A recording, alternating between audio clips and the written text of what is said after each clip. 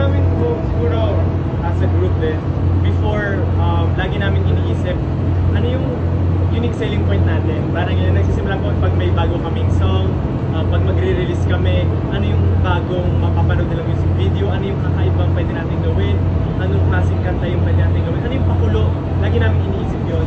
Pero recently, katulad ng ginawa po namin sa Gento, parang, why not, huwag natin isipin yun, gawin lang natin kung ano yung gusto natin. So, kaya po yung kung mapapansin nyo, yung Gento, yung music video, parang nagbaguhan lang kami ng ideas doon, ginawa namin kung ano yung gusto namin. And hindi namin inisip kung sisikat ba to, kung magpa-viral ba to, or whatsoever. And so, ayun po, parang naging kinalabasan niya, naging viral po siya sa TikTok and all, maraming natuwang tao.